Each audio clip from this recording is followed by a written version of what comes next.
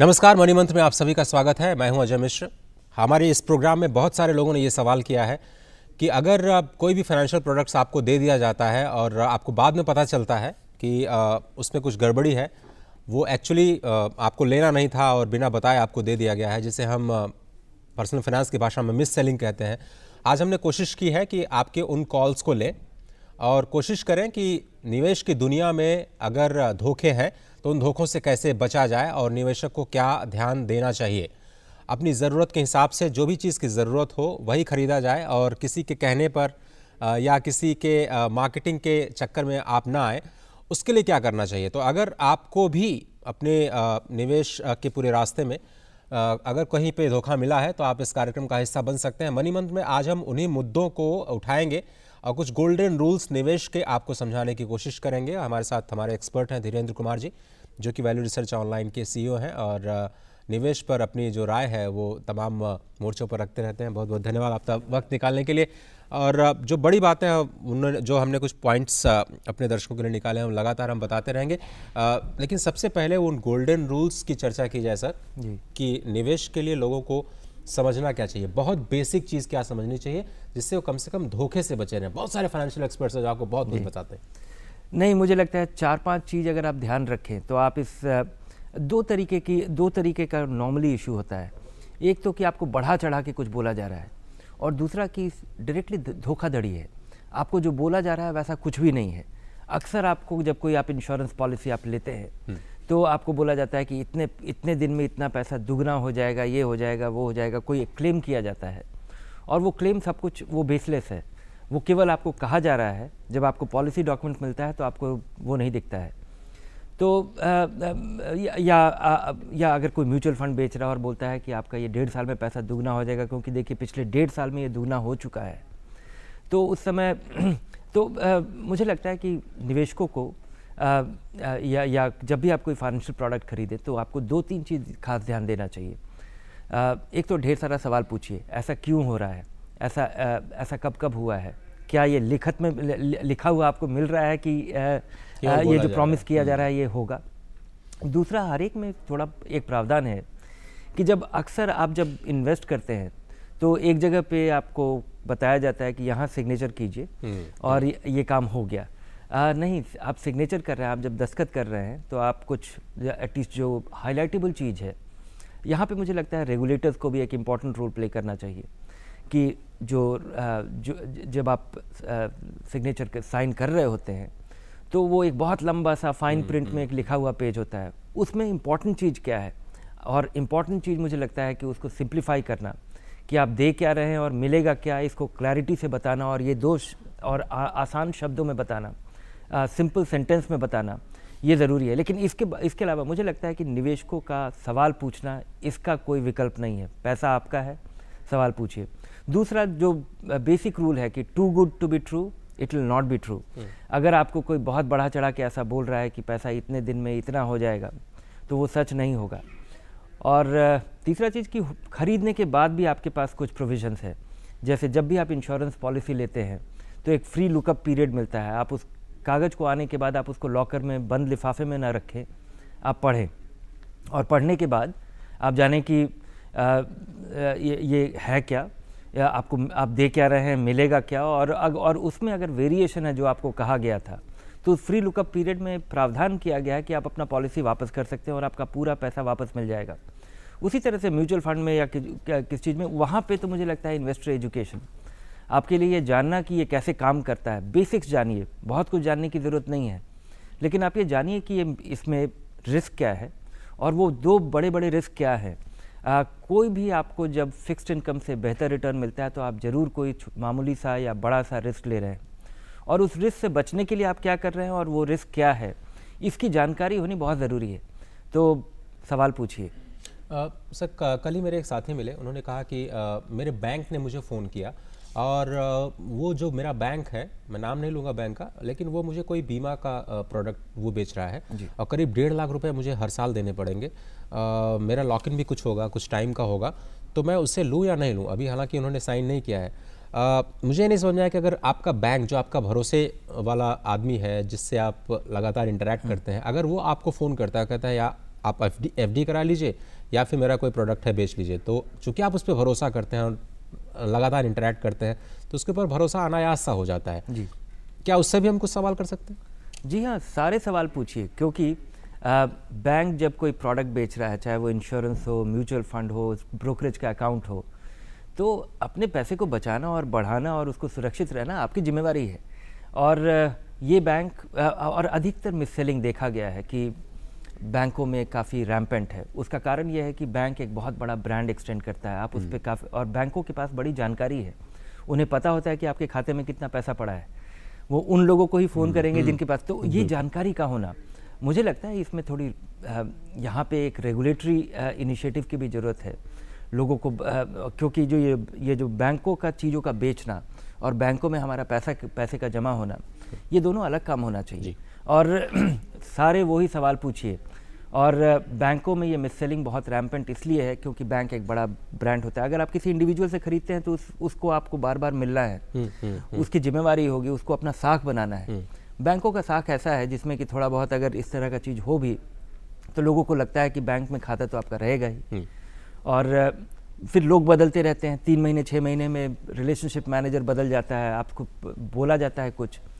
इससे भी ज़्यादा बड़ा अजय, मुझे एक जो मुझे अभी जानकारी मिली है, वैल्यू रिसर्च पे बहुत सारे लोगों का मेल आता रहता है, जिन लोगों की बीमा पॉलिसी है और मैच्योर कर चुकी है, वहाँ पे एक बहुत बड़ा फ्रॉडुलेंट चीज़ हो रहा है कि लोग बोलते हैं कि आपका पैसा मैच्योर कर चुका है, और लोग चूँकि भूल चुके हैं, 15 साल 20 साल 25 साल का ये पॉलिसी होता है, और वो भूला हुआ पैसा कोई आपसे दस्तखत करा के उस पैसे को निकालने की कोशिश करता है। तो वो जो रैम्पेंट फ्रॉडुलेंट चीज़ें की जा रही हैं, उन पे रोक लगाना चाहिए और उनसे आपको सवाल पूछना चाहिए। और अक्सर वो लोग जो हैं वो वृद्ध लोग हैं, वो सीनियर सिटीजन्स हैं, वो काफ़ी उस झांसे में आ जाते हैं, अपनी ढेर सारी जानकारी देते हैं।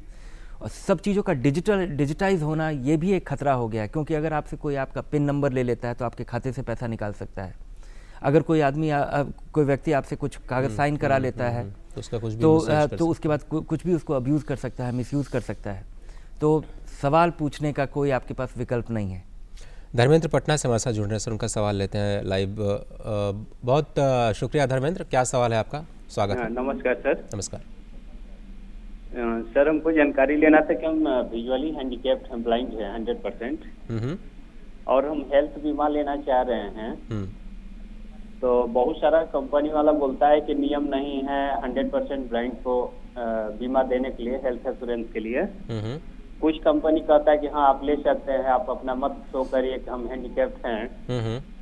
और हम लोग सर साइट वगैरह RRDA का साइट वगैरह नहीं देख सकते हैं। तो क्या विजुअली हैंडीकैप्ड या कोई भी हैंडीकैप जो 100% है वो हेल्थ बीमा या हेल्थ इंश्योरेंस वगैरह ले सकता है, मिलने का प्रावधान है या नहीं है? आपने 2 सवाल किए कि अगर आप पूरी तरह से विकलांग हैं या दिव्यांग हैं तो आप बीमा आपके सुविधा है या नहीं, और दूसरा ये कि अगर कोई ये कहता है कि आप अपनी बीमारी छुपा लीजिए तो फिर आपको ये करना चाहिए या नहीं। बहुत धन्यवाद धर्मेंद्र सर। छुपाने का तो सवाल ही नहीं उठता है, क्योंकि ये जो कुछ जिस उम्मीद से आप ये इंश्योरेंस ले रहे हैं, हेल्थ इंश्योरेंस ले रहे हैं, अगर इसमें आप ये जानकारी छुपा लेते हैं तो आपको कोई क्लेम नहीं मिलेगा, केवल आप पॉलिसी का प्रीमियम देंगे और कोई क्लेम नहीं मिलेगा। तो छुपाने की सलाह को आप बिल्कुल न मानें। दूसरा, दिव्यांग लोगों के लिए हेल्थ इंश्योरेंस पॉलिसी उपलब्ध है। आप और यहाँ पे मुझे लगता है कि लोगों का ये कहना कि ये उपलब्ध नहीं है, केवल बारीकियों में ज़रूर आप ये ढूंढिए थोड़ा सा। हाँ, आपको ये जो चारों सरकारी कंपनियां हैं, national insurance, new India insurance, oriental, इनके उपलब्ध है। प्राइवेट कंपनियों में वो आम तौर पे आपको इनकरेज नहीं करते होंगे, लेकिन उसमें भी इसका प्रावधान है। अब दूसरा बड़ा सवाल सर यूलिप को लेकर के आते हैं। बहुत सारे लोग कहते हैं कि यूलिप में हमें कोई बीमा दिया गया, अभी उसका पैसा थोड़ा सा कम हो गया है जितना हमने जमा किया था, अब मैं क्या करूं, प्रीमियम और विड्रॉल करूं, फंस गया हूं। चूँकि ये बहुत ज़्यादा लोग सवाल करते हैं, इसलिए हम चाहते हैं कि आप यूलिप होता क्या है लोगों को समझाएं, क्योंकि यूलिप बोलते नहीं हैं, कुछ और बोलते हैं लोग उनको, और उसके बाद उनको पता चलता है वो फंस गया। यूलिप एक जो एक्रोनिम का मतलब है कि यूनिट लिंक्ड इंश्योरेंस प्लान। आप एक म्यूचुअल फंड खरीद रहे हैं जिसके साथ इंश्योरेंस भी जुड़ा हुआ है, और अगर आप 100 रुपया प्रीमियम देते हैं तो उसमें 10 रुपया करीब आपके लिए इंश्योरेंस खरीदता है, बाकी 90 रुपया आपका निवेश है। वो निवेश म्यूचुअल फंड की तरह काम करता है। यूरोप में पहले से सुधार आया है, लेकिन यूलिप आपकी बहुत सारी ज़रूरतों को पूरा नहीं करता और इसमें दो तीन खामियां हैं। एक तो कि आप लेने के बाद ये कम से कम आपको 5 साल का व्यू लेना होता है। नॉर्मली ये एक हाइब्रिड प्लान होता है, पूरा इक्विटी नहीं होगा या पूरा डेट नहीं होगा, और आप इन्वेस्टमेंट प्लान्स चूज़ कर सकते हैं, लेकिन एक बहुत छोटा सा भाग आपके लिए इसमें इंश्योरेंस देता है। और ये जो इंश्योरेंस है ये आपकी इंश्योरेंस की ज़रूरत को पूरी नहीं करता है, क्योंकि यूलिप अगर आप 1 लाख रुपया भी प्रीमियम दें, जिसका केवल 10,000 रुपया केवल इंश्योरेंस के लिए जा रहा है, तो उस 10,000 रुपये से आपके लिए सफिशेंट इंश्योरेंस नहीं मिलेगा और आपका पूरा कैपिटल ब्लॉक हो जाएगा। इस वजह से, और उसके अलावा इसमें उस तरह का फ्लेक्सिबिलिटी नहीं है, उस तरह का लिक्विडिटी नहीं है, इसमें मेजरेबिलिटी नहीं है। अगर किसी फंड में इन्वेस्ट करते हो और वो अच्छा नहीं काम करता है तो आप अपना पैसा निकाल करके बदल सकते हैं, पैसा निकाल लीजिए, लगा दीजिए दूसरी जगह। इसका प्रावधान नहीं है। अब एक नया सेलिंग पॉइंट यूलिप में आया है कि म्यूचुअल फंड से जो मिलने वाला जो मुनाफा है उस पर कैपिटल गेन्स टैक्स लगता है, 10% कैपिटल गेन्स टैक्स लगता है, यूलिप पर नहीं लगता है। ये भी मुझे लगता है कि अगर आपका पैसा रफ्तार से बढ़े, बेहतर तरीके से बढ़े, और इंश्योरेंस की जो आपकी ज़रूरत है वो ज़रूरत आपकी असल में टर्म इंश्योरेंस से पूरी होती है। एक मामूली सा रकम दीजिए और जो एडिक्वेट इंश्योरेंस, कभी भी बहुत ज़्यादा इंश्योरेंस मत लीजिए और कम इंश्योरेंस तो लीजिए ही मत। इंश्योरेंस लेना अनिवार्य है। और इतना इंश्योरेंस लेना शुरुआत में आपके लिए इतना ज़रूरी है क्योंकि उस समय तक आपकी पूंजी इकट्ठा नहीं हुई रहती है। जैसे जैसे आपका वक्त बीतता रहता है, आप अपना कैपिटल बिल्ड करते हैं, इन्वेस्ट करते हैं और वो एक्यूमुलेट होता है, तो आपके परिवार को सुरक्षा प्रदान करने के लिए जो इंश्योरेंस लिया जाता है वो केवल टर्म इंश्योरेंस से ही पूरा किया जा सकता है, जिसमें कि आपका कैपिटल बहुत बड़ा कैपिटल नहीं फंसता है। तो यूलिप से आमतौर पे लोगों को बचना चाहिए, लेकिन चूँकि ये देश बहुत बड़ा है और एक बहुत बड़ा फील्ड फोर्स इसको बेचने में लगा हुआ है, इसलिए बहुत सारे लोगों के लिए ये आसान हो जाता है। इसमें काफ़ी हद तक निवेशक या जो ग्राहक है वो भी इसके लिए जिम्मेवार है, क्योंकि जब आपके लिए बड़ा आसान हो जाता है, अगर आप जब इंश्योरेंस के बारे में अगर कोई बोले कि उसको टर्म इंश्योरेंस दिया जाएगा तो पूछता है कि मुझे वापस क्या मिलेगा। आप अपने परिवार के लिए सुरक्षा ले रहे हैं और उस सुरक्षा के लिए आपको पैसा, जैसे आप कार इंश्योरेंस लेते हैं तो अगर कार में अगर कुछ हुआ तब आपको इंश्योरेंस मिलता है, नहीं तो अगले साल आप फिर नया प्रीमियम देते हैं। आप पैसे के वापसी की उम्मीद नहीं करते हैं, भले आपको कुछ नो क्लेम बोनस मिल जाए। उसी तरह से यहाँ पे भी संभव है, लेकिन कि आपके स्वास्थ्य की स्थिति क्या है उस वजह से आपका प्रीमियम निर्धारित होगा, या आपकी उम्र के हिसाब से आप स्मोकर है नहीं है। तो इंश्योरेंस को बिल्कुल एक अपने परिवार के लिए सुरक्षा खरीदने के नज़रिए से देखें, निवेश को अलग रखें। जैसे आप निवेश और इंश्योरेंस को आप मिक्स करते हैं तो दोनों ही आपको बेहतरीन नहीं मिलता है। तो ये गोल्डन रूल आपके लिए धीरेन जी ने दिया कि आप निवेश और इंश्योरेंस यानी बीमा दोनों को अलग अलग रखिए और कोशिश कीजिए कि इंश्योरेंस पहले लीजिए और उसके बाद निवेश की शुरुआत कीजिए, जिससे आप सुरक्षित भी रहें और आपको बेहतर रिटर्न भी मिले। मेरे साथ दूसरे दर्शक हैं, प्रदीप मेरे ख्याल से जुड़ रहे हैं। आप नमस्कार, आप कहाँ से बोल रहे हैं? अमृतसर से बोल रहा हूँ। आपका स्वागत है अमृतसर से, बताइए, सवाल कीजिए। मेरी रिटायरमेंट हो गई है सर, उसका पैसा मैंने SBI में FD करवाया, तो मैं चाहता हूँ कि उसको म्यूचुअल फंड में जाओ मेरे ताकि अच्छी ग्रोथ हो, क्योंकि FD में एक साथ ही लगा हुआ है। कौन सा मैं म्यूचुअल फंड लूँ, किस कंपनी का लूँ, SBI का किस तरह लूँ? मुझे मैं ये आपसे अभी ने लेना चाहता हूँ, आपसे डिस्कस ये कर रहा हूँ। चलिए, धीरेन जी हैं तो म्यूचुअल फंड, एक बार मुझे दोबारा से दोहराइए शुरुआती। वो ये कह रहे हैं कि मैंने अपना पैसा बहुत सारा FD में डाला और FD की बजाय अगर कोई मुझे म्यूचुअल फंड लेना हो तो मुझे क्या लेना चाहिए। और ऐसा भी देखा गया है कि बैंक FD भी मिस सेल करते हैं और म्यूचुअल फंड भी मिस सेल करते हैं, तो अगर उनसे बचना हो तो कैसे करें? नहीं, FD का मिस सेलिंग मुझे लगता है कि बड़ा मुश्किल है, क्योंकि FD में तो 3 ही चीज़ है कि आप किस बैंक से में FD करा रहे हैं, कितना ब्याज मिलेगा और किस अवधि के लिए करा रहे हैं।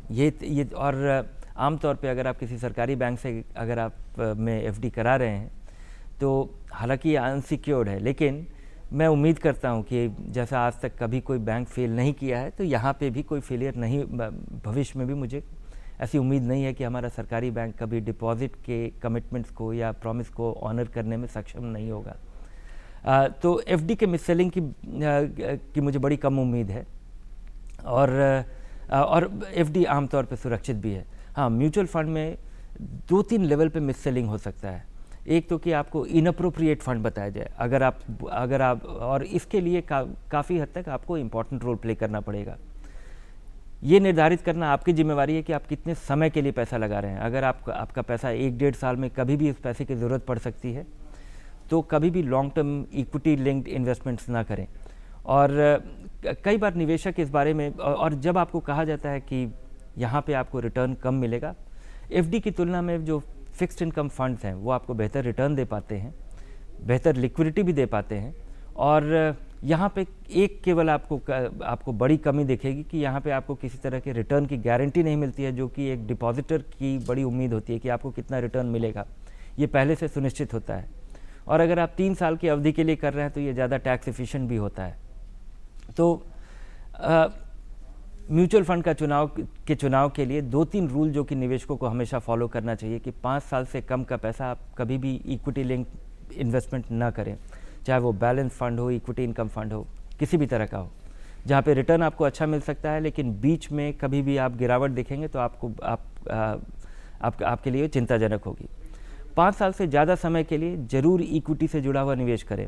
और कभी भी पहली बार अगर आप निवेश कर रहे हो, 2 चीज़ जो कि बहुत ही महत्वपूर्ण है कि आपका बाज़ार में एक्सपीरियंस क्या है, क्योंकि धीरे धीरे आपको बाज़ार ये उतार चढ़ाव, क्योंकि जो निश्चित आमदनी के जो हम आदी हैं, जिसमें आपको पता रहता है कि आपको 12% रिटर्न मिलेगा, 9% मिलेगा, 8.5% मिलेगा, इसके बजाय जब आपको कोई भी चीज़ सुनिश्चित नहीं होता है पहले से, तो उससे रिकनसाइल करना शुरुआती निवेशक के लिए बहुत ही मुश्किल है। तो बहुत सारे ऐसे विकल्प हैं, हाइब्रिड ऑप्शंस है, जिसमें कि आपका थोड़ा सा पैसा इक्विटी में लगता है और जैसे जैसे एक्सपीरियंस बढ़ता जाए तब इसको बढ़ाएं। और दूसरा कि आप ये पैसा आपके लिए कितना क्रिटिकल है। अगर एक पैसा है जो कि आपका आखिरी पैसा है ये 8 लाख रुपया है, तो आप उसके बारे में ज़्यादा चिंतित होंगे। अगर एक बड़ा सा रकम हो जिसमें कि एक छोटा सा भाग आप निवेश कर रहे हैं, तो उसके बारे में आप उतने चिंतित नहीं होंगे। और उस समय आप, क्योंकि अधिकतर गलतियाँ निवेशकों के बिहेवियर में रिफ्लेक्ट होता है, और ये 2 जो चीज़ है कि आपका बाज़ार में एक्सपीरियंस क्या है और वो पैसा कितना क्रिटिकल है, इन पे आधारित है। तो मेरी सलाह होगी कि अगर ये 5 साल से ज़्यादा के लिए कर रहे हैं तो आपको, और दूसरा चीज़, बाज़ार से जुड़ा हुआ निवेश कभी भी एक साथ मत करें, ना करें। जैसा आप डिपॉजिट करते हैं कि अगर आपके पास 5 लाख रुपया आपने अभी डिपॉजिट कर दिया, अगर 5 लाख रुपया आपको अगर किसी बैलेंस फंड में या इक्विटी इनकम फंड में, जिसमें कि छोटा सा भाग इक्विटी में लगा रहता है, उस पैसे को भी अगले 12 महीने में 18 महीने में बांट के लगाएं। अगर आप एक्सपीरियंस नहीं है तो बाजार से बचने का केवल यही तरीका है, धीरे धीरे लगाएं। लंबे और अप्रोप्रिएट इन्वेस्टमेंट, लंबे समय का पैसा इक्विटी लिंक्ड हो सकता है, कम समय का पैसा फिक्स्ड इनकम में ही लगना चाहिए। पटना चलते हैं और वहाँ पे मनोज जी हमारे साथ जुड़ रहे हैं। नमस्कार मनोज जी, कैसे हैं आप? मनोज जी सवाल कीजिए। नमस्कार। नमस्कार जी, बताइए। सर जानकारी लेना था कि मोबाइल कंपनी जो है वो मोबाइल बहुत सारा मोबाइल जो दे देती है, उसमें कोई भी कंप्लेन आने पे उसको रिटर्न या वापस नहीं करना चाहती है। मोबाइल बेचने टाइम में तो बहुत सारा तरह का लोग देख करके लोग मोबाइल बेच देता है जी, किसी तरह का उसमें कमी पाया जाता है या खराबी होता है तो उसको वापस नहीं करने के लिए लोग तैयार होता है, बोलता है गारंटी नहीं वारंटी है। इसके लिए बहुत क्या करना चाहिए, क्या सावधानी बरतना चाहिए और कहाँ इसका शिकायत करना चाहिए? बहुत धन्यवाद। मुझे लगता है निवेश से थोड़ा सा ड्रिफ्ट होकर कंज्यूमर अफेयर्स पे चले गए हैं, बट फिर भी आप राय तो दे ही सकते। नहीं, ग्राहक जागो कैंपेन चल रहा है, और मुझे लगता है कि जो इसके हमारे बड़े कम विकल्प है। जब भी हम कोई चीज़ खरीदते हैं तो हम फाइन प्रिंट नहीं देखते हैं कि क्या वारंटी है और क्या गारंटीड है, क्या रिप्लेसमेंट है और कहाँ पे आपको रिपेयर होगा, क्या टाइम पीरियड होगा। तो और मैं इसके बारे में बहुत बारीकी से जानकारी नहीं रखता हूँ कि इस ग्रीवांस का रिड्रेसल कहाँ होगा। लेकिन आपके पास 3 स्टेजेस हैं। आप जिला उपभोक्ता फोरम में जा करके अपनी शिकायत दर्ज करा सकते हैं। आपके ज़िले में एक कंज्यूमर फोरम होता है, उसके बाद स्टेट फोरम में अगर आपको फिर भी मुश्किल होती है, आपको संतुष्टि नहीं है, स्टेट फोरम, उसके बाद जो सेंट्रल फोरम है, सेंट्रल कंज्यूमर फोरम है, आप वहाँ पर जा करके कर सकते हैं। और बहुत एक पूरा प्रोसेस है, तो बहुत सारे लोग इसका इस्तेमाल नहीं करते हैं। आप एक कंज्यूमर होने के नाते आप देख सकते हैं कि आपके ज़िले में आपका कंज्यूमर फोरम कहाँ है, और आप एक कागज़ पे अपनी शिकायत दर्ज करके जा सकते हैं। बिना वकील के भी आप अपनी जो शिकायत है वो दर्ज कर सकते हैं, उसमें काफ़ी कम खर्च होता है। धीरेन्द्र जी, एक मिस सेलिंग होती है मार्च के महीने में जब आपको टैक्स देना होता है। बहुत सारे लोग आपको फ़ोन करते हैं कि आप तो सरकारी नौकरी में हैं और जल्दी से आप अपना पैसा दे दीजिए, टैक्स आपका बचाएंगे। तो ऐसी मिससेलिंग जो कि बहुत ज़्यादा मात्रा में होती है, उसके लिए क्या करें? नहीं, मुझे लगता नहीं है वो मिससेलिंग है, वो लोगों की ज़रूरत है। ये ह्यूमन बिहेवियर है कि आप आखिरी समय तक आप इंतज़ार करते हैं। आम तौर पे आपको जो टैक्स सेविंग के लिए जो बचत करना है, क्योंकि टैक्स सेविंग के लिए बचत का प्रावधान है हमारे टैक्स लॉज में, 1.5 लाख रुपए तक का आप सालाना निवेश कर सकते हैं, जो कि आपकी आमदनी से घटा दिया जाता है टैक्स जोड़ने के लिए। तो और साल भर हम नहीं करते, क्योंकि निवेश एक बड़ा मुश्किल काम है। निवेश का डेफिनेशन जो है एकेडमिक की पोस्टपोन कंजम्पशन है, और अगर आप अभी कंज्यूम करने की इच्छा रखते हैं तो आप पोस्टपोन करते रहते हैं, और मार्च में वो अनिवार्य हो जाता है। और वो एक बड़ा अनुचित स्थिति है, क्योंकि उस समय आप हड़बड़ी में कुछ आप कर लेते हैं जो कि शायद आपके लिए सबसे अप्रोप्रिएट नहीं हो। लेकिन उस समय भी आपको वही सवाल पूछना चाहिए कि ये अप्रोप्रिएट है कि नहीं, आपकी ज़रूरत के अनुरूप है कि नहीं।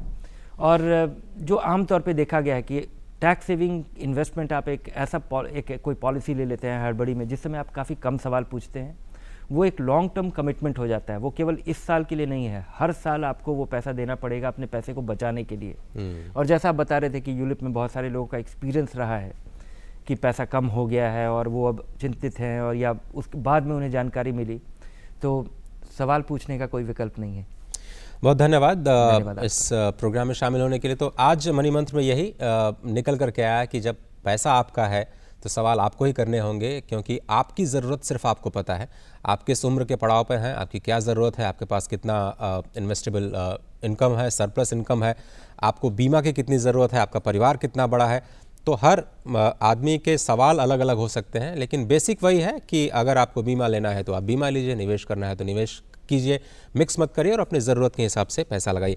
तो फिलहाल मनी मंत्र के आज के इस अंक में सिर्फ इतना ही। मुझे उम्मीद है कि जो निवेश के रास्ते में आपको जो धोखे मिलते हैं उनसे आप थोड़ा सा बच पाएंगे। और सबसे बड़ी बात, सवाल कीजिए, और सवाल करना आपके लिए फ़ायदे का सौदा है। फिलहाल पूरी टीम को दीजिए इजाज़त। नमस्कार।